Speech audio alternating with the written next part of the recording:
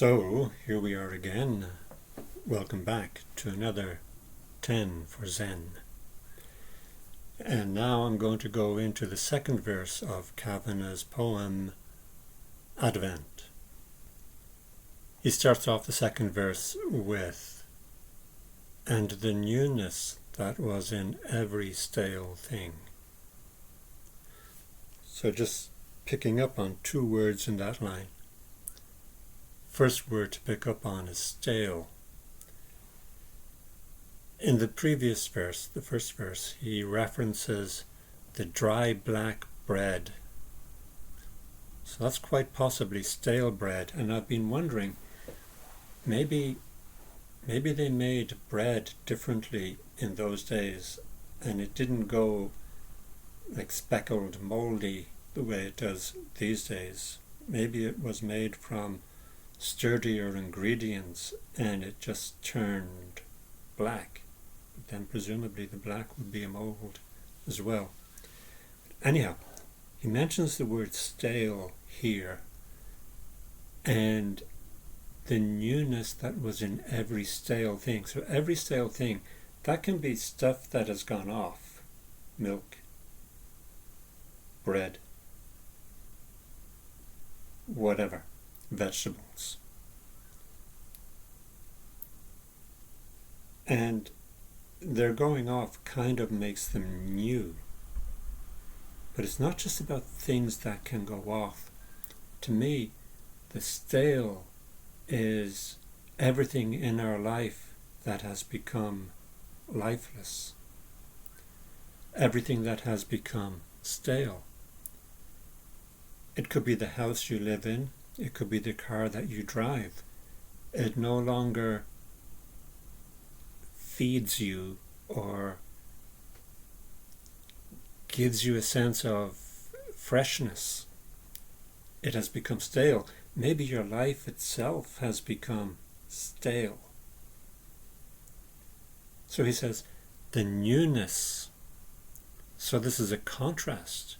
It's a newness. It's an aliveness that was in every stale thing when we looked on it as children. Isn't that fantastic? You can imagine a child looking at the dry black bread and being amazed. Everything always seems new to the child. And this is the luxury of the child's soul that he spoke about in the first verse. So the newness that was in every stale thing when we looked on it as children.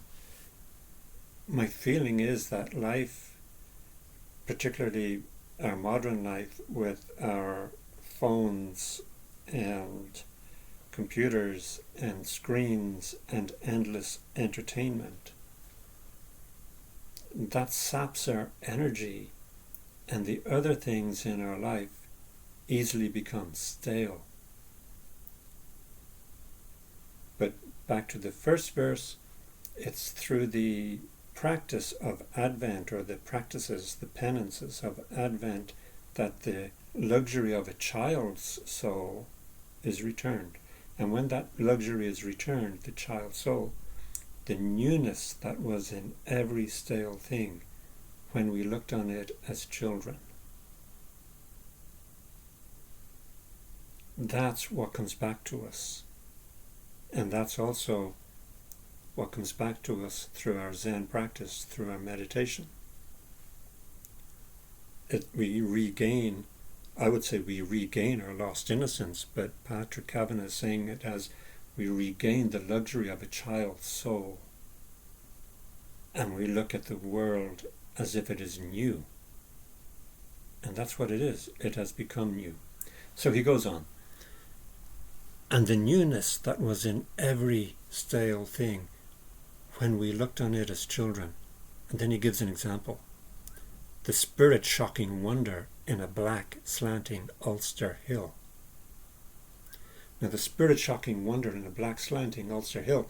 Kavanagh grew up in County Monaghan, which is right next to the border with Northern Ireland, and Northern Ireland is a province of Ulster, and you would see hills there. So the black slanting Ulster Hill, I guess he was fairly close to them. But I remember as a child, when we moved to North Dublin out near the airport, there were certain places like in the fields at the back of the house, you could see in the distance what we would call the Dublin Mountains, but they're really Dublin Hills or Wicklow Hills.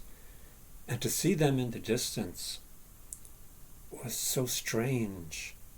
They were just there and so far away and yet visible. On the other hand, if you went out the front door and across the street on the road there, the way the street was built, you could see Howth. That would be looking east. And the sight of these things gave a sense of distance and space and strangeness and allure. And I really resonate with what Kavanagh is saying when he says, the spirit-shocking wonder in a black slanting Ulster hill. These hills or mountains have a presence about them, or a just there-ness. They're just there doing their own thing. The spirit-shocking wonder in a black slanting Ulster hill. Or, he says, the prophetic astonishment in the tedious talking of an old fool. And how often do you see children, or how often have you been the child just listening to some rambling adult, whether a relative or a stranger, going on and on about something that you could not comprehend, but still you're transfixed by their voice. Could be an aunt or an uncle, or as I say, a stranger is just likes talking to you or at you. The prophetic astonishment in the tedious talking of an old fool. So these things, he says, will awake for us, or you could say will awake within us, or will awaken us. But he says it as will awake for us and bring you and me to the yard gate to watch the whins and the bog holes. Now I have to look up what whins are. I'll come back to it in the next one. I think it might be blades of grass. I'm not sure. But the bog holes are like potholes on the track. Will awake for us and bring you and me to the yard gate. So you're talking about a farmhouse which has a yard and has a yard gate. To the farmhouse, or to the yard gate, to watch the whins and the bog holes. Cart tracks. You got the picture. To watch the whins and the bog holes. Cart tracks. Old stables where time begins. What a beautiful image. So these cart tracks are a representation of time. They are the history of a horse and cart that has passed. And if we follow them with our eye back to the old stables, we see where that history started. But think of these old stables. Again, these old stables, to the people who live in the farmhouse, these old stables are probably stale. Something that they see every day, something that in another poem he would refer to as banal. And this is what I love about Kavanagh, is he sees the beauty in the banal. So we'll say these old stables have become stale to the people who live there, but if you are trying to buy this house, an estate agent might tell you about the charm that these bring to the house, to the property. But there's another beautiful nugget in Kavanagh's phraseology. He says, will awake for us and bring you and me to the yard gate to watch the whins and the bog holes, cart tracks, old stables where time begins. He doesn't say where time began,